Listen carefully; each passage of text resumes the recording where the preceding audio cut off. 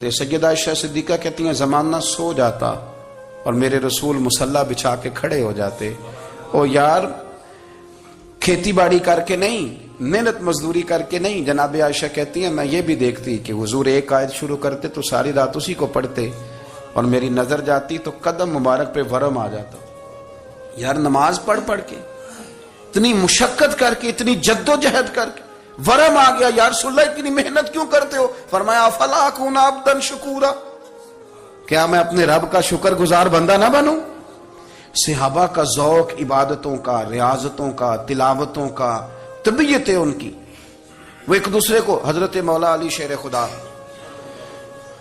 کرم اللہ تعالی وجہہ الکریم کے زمانے میں روم کے بادشاہ نے کہا یار یہ مسلمانوں کا پتہ تو کرو، یہ آخر کیوں اتنے زیادہ مجاہد ہیں؟ اس زمانے میں جاسوس بھیجنے کا مزاج تھا. اب تو جاسوس پکڑا جاتا ہے، اب تو جاسوس ہے، اور جاسوسی کا شوق ویسے آج بھی ہے.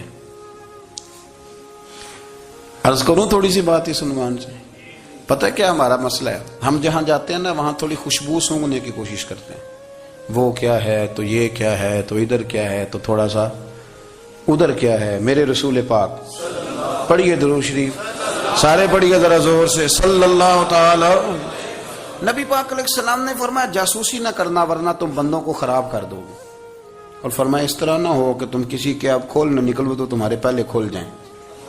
یہ جو ذوق ہے نا یہ ختم کریں، چھوڑیں. مطلب آپ کس چکر میں پڑے ہوئے ہیں؟ اتنی زیادہ توجہ کرنے کی کیا ضرورت ہے؟ کام سے کام رکھیں، اس میں بندہ تھوڑا سا نا آسان رہتا ہے. یہ جو بہت زیادہ ٹٹولنے والے لوگ ہوتے ہیں نا وہ بےچارے پھر عمر ٹٹولتے ہی گزار دیتے ہیں، اس لیے کہ مزاج ہی بہت پکا ہے. بوری کا منہ کھول کے اندر تک ہاتھ ڈالنا تو پھر کئی دفعہ سامنے سے بچھو بھی لڑ جاتا ہے، خرابی ہوتی ہے. تو جاسوسی کی جاتی تھی. اس نے بھی جاسوس بھیجے کیونکہ قبیلوں کے لوگ تھے، کچھ مسلم کچھ کافر، پہچانے نہیں جاتے تھے لوگ. تو کچھ لوگ اس نے بھیجے، انہوں نے آ کے نا تحقیق کی،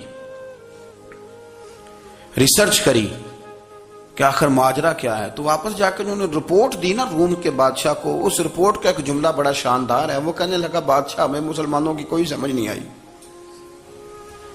ہمیں کوئی سمجھ نہیں آئی. انہوں نے کہا کیوں نہیں سمجھ آئی؟ کہنے لگے یار عجیب بندے ہیں، جب رات مصلی پہ بیٹھتے ہیں تو یوں لگتا ہے ان کا دنیا سے رشتہ ہی کوئی نہیں، کوئی کسی کو نہیں جانتا. کوئی اپنے دکھ سنا کے رو رہا ہے، کوئی اپنی بات کر کے رو رہا ہے، لگتا ہے کہ ان کا کوئی رشتہ ہے ہی نہیں جب مصلی پہ بیٹھتے ہیں. اور فرمایا جب سویرے یہ جہاد کرنے نکلتے ہیں تو لگتا ہے ان سے زیادہ دلیر ہی کوئی نہیں. حالانکہ جو مصلوں پہ رونے دھونے کے لوگ ہوتے ہیں وہ کئی دفعہ جہاد میں کام نہیں کرتے، لیکن عجیب لوگ ہیں کہ رات کے راہب ہیں دن کے مجاہد ہیں، کوئی سمجھ نہیں آتی. میرے عزیز ان لوگوں نے مصلی آباد کر کے رکھا، تلاوتیں ان کا ذوق رہی، منظر روز پڑھنا، اسباق پڑھنا، وظائف پڑھنا، یہ ان کا ذوق رہا. اعلیٰ حضرت بریلوی رحمت اللہ نے 1000 کتاب لکھی ہے، لیکن الوظیفۃ الکریمہ کے نام سے جو وہ صبح و شام وظائف پڑھتے تھے وہ الگ انہوں نے ان کو بیان کیا، پابندی کے ساتھ اپنی اللہ اللہ کرتے. شیخ شہاب الدین سہروردی رحمت اللہ علیہ اس پر ایک بندے نے اعتراض کیا. اس نے کہا جی آپ کس قسم کے صوفی ہیں، مرید بیٹھے ہیں اور آپ وہاں نفل پڑھ رہے ہیں؟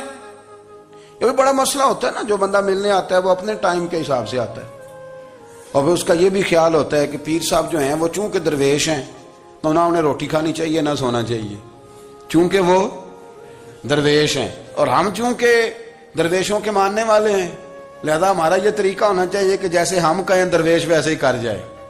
حالانکہ جس کو آپ درویش کہیں گے آپ اس کی مانیں گے، آپ منوائیں گے نہیں، ہمارا مزاج ہوتا ہے.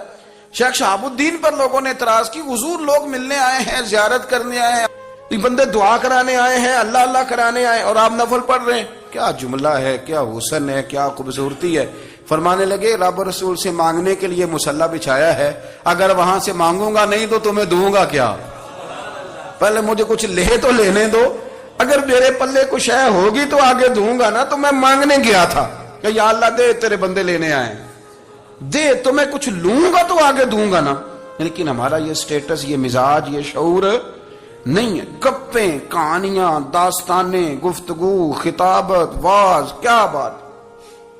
لیکن اگر کچھ کرنے کا کام ہو تو وہ نہیں ہم سے ہوتا. میرے نبی کریم علیہ الصلوۃ والسلام نے مصلی سے دل لگانے کا درس دیا، حضور نے توجہ دلائی. صحابہ اس ذوق کے حامل لوگ تھے وہ کوشش کرتے تھے جناب صدیق اکبر رضی اللہ تعالیٰ عنہ کا عبادت کا مزاج ہمیشہ قائم رہا. حضرت عمر فاروق ساری رات اللہ کے حضور کھڑے رہے.